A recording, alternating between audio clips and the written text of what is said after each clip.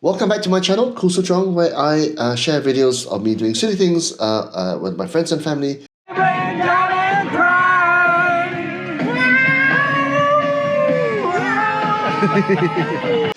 And also, I occasionally post videos of stuff that interests me to my massive audience of 150 people as a 50-something-year-old uncle from Penang who's having fun documenting life in his 50s.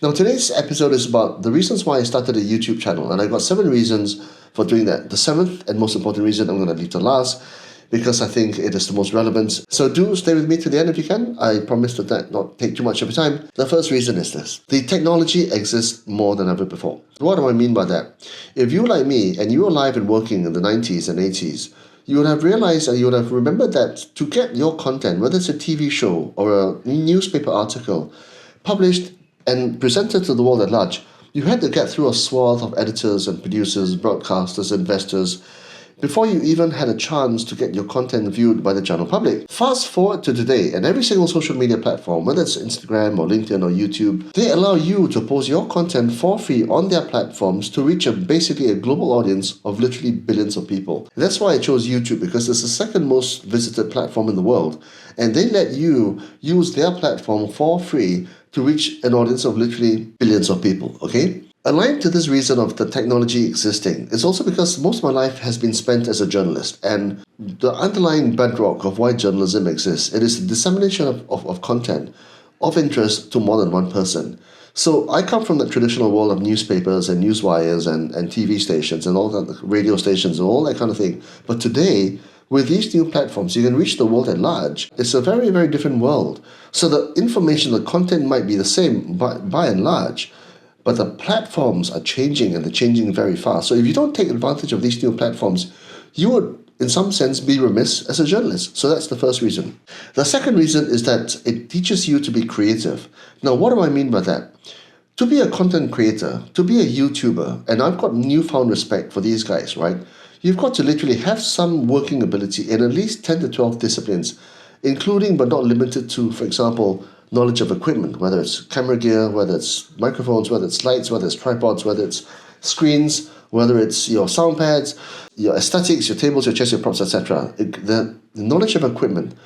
The other things that you should also know about is the ability to write scripts, the ability to talk to camera, the ability to market your content on social media, the ability to edit videos, the ability to read analytics, the ability to be able to understand what works and to tweak your content accordingly. There's a whole bunch of new skill sets that if you didn't do this thing, you wouldn't really understand what it takes to be a content creator. And I think a lot of people my age are very dismissive of young 20-something-year-old content creators because we think they're doing all kinds of silly stuff of no import. Well, actually, the truth is the ability, the skills that are involved in producing content on YouTube is so wide-ranging that I think unless we do it, we don't really know the full extent of what's involved, okay? Even this act of talking to the camera takes a lot of getting used to, and not many people can do this. So that's the second reason. It teaches you to be creative, and it's very important for people to be creative because you can't always be hard and analytical about your life.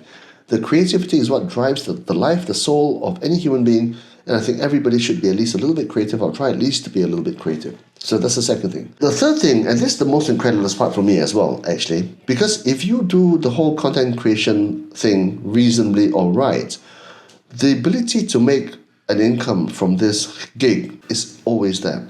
Now, the important thing to remember is this. Not only do platforms like YouTube give you free access to that platform to reach a global audience, they also pay you a share of the advertising revenue if you do it reasonably well. If you're committed, you do a frequent upload, if your content is liked and viewed by a reasonable number of people, they will pay you an income for that. And some creators actually have built huge businesses around this whole area, whether it's Peter McKinnon, the photographer. What's up, everybody? Peter McKinnon here. Whether it's Casey Neistat, the vlogger.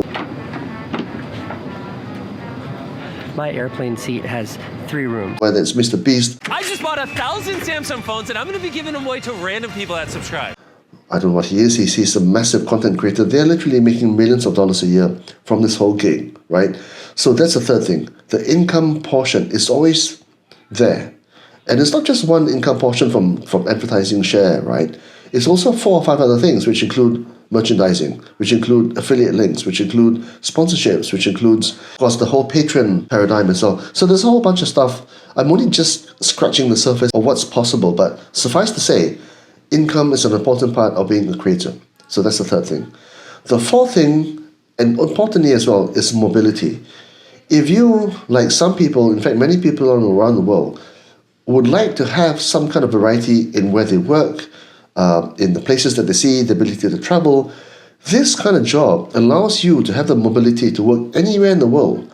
And what is even more important today is that there's a lot of countries around the world who are offering what are known as digital nomad visas for you to come to their countries to produce content because they want people like you there, because they want to have a creative element to their countries. And so places like Bali, places like Portugal, places like Ireland, there are digital nomad visas where creators from all over the world are coming to that part of the world, living there, eating there, sleeping there, working there, and uploading the content to the internet. And guess what? You don't have a 9-to-5 job, you don't have an employer, you're not tied to some office, you're not doing some city commute, you're not wasting your time in traffic jams, you're not queuing up for your food. You're literally seeing the world and earning an income while doing it. And that to me is a very important part of being a YouTuber content creator, the mobility element. So that's the fourth thing. The fifth thing is that it's a whole bunch of fun. I actually have derived immense pleasure. From deciding who to talk to. That's fucking huge, man.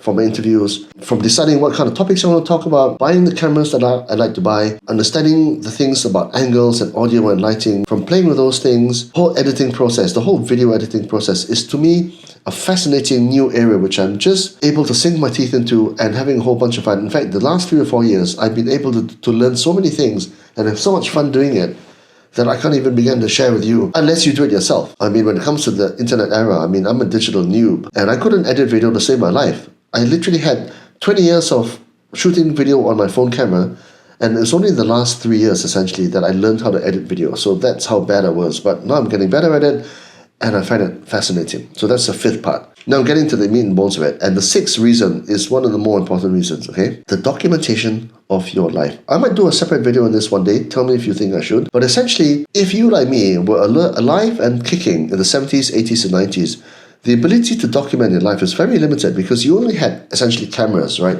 Those film cameras to document your life. And that was quite an expensive process because you only had either 24 or 36 exposures. You then shot your roll of film and then you took it to the Photoshop who then develop your photos for you and give your photos to you in a physical format. It was quite expensive. You had to buy the film, you had to pay for the developing, and it was not instantaneous. So that whole process was quite arduous. And if you did not have a camera in that era, you essentially had no record of your life.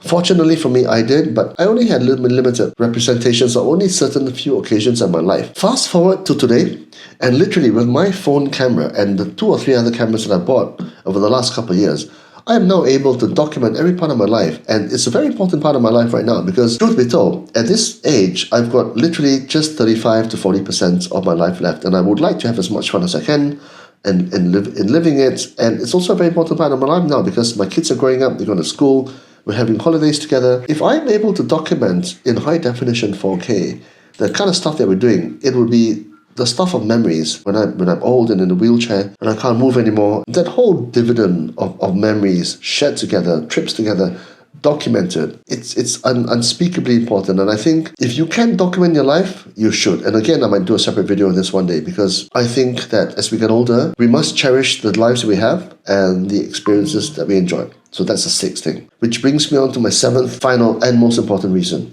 the purpose. Now, a lot of people who are at this age now are either on the verge of retiring, have retired, or just a few years away from retiring. And so if you had spent most of your life in your career or in your business, if you become a creator, which is what this is essentially your second act or your third act. It gives you, if it compels you to produce something regularly and you're committed to it as an expectation of you producing and delivering that content to an audience, that sense of purpose gives you another reason to live life. What I think a lot of people who are entering retirement don't realize is that once they leave their jobs, there's only so much golf you can play. There's only so many holidays you can enjoy. There's only so many places you can go. There's only so many dishes you can try. After which you get a little bit bored. And I think if you have it could be anything. It could be a new gig, it could be a new job, it could be consultancy, coding, or whatever, right? I'm just saying that YouTubing or content creating is just one thing that you can consider in your job, to have a second act in your life, to have a purpose. And purpose is what drives human beings. Purpose is what keeps us alive. It's what gets us waking up in the morning, putting on our clothes and going out and doing something. So that purpose is very, very important. I think all of us should consider having some kind of purpose in the latter stage of our lives. An example of this is this guy called YS Khoo. Hey guys, this is the air suspension of the Tesla Cybertruck. YS Khoo used to be a racing car driver. He was a motoring journalist, and at the age of 70 years old, he started his own YouTube channel called YS Khoo Driving. And that was like 3-4 years ago. He's been on my other channel, Do More. And he's now got something like 200,000 subscribers. He puts out a new video every week. And he learned it all by himself at the ripe old age of 70. He edits his own video, he shoots his own video, he scripts his own video, he talks about it himself. He is the writer, producer, director, and actor in his channel, just like most content creators are. And I think that if he can do it at the ripe old age of 70, I think anybody can. For me, at 50 years old, I'm a newbie compared to him. And for me to go through what I did, imagine how difficult it was for him. So hats off to him, kudos to him. And yeah, I think that everybody should do it. So if you can, consider doing this and have fun in the process. Take care in the meantime.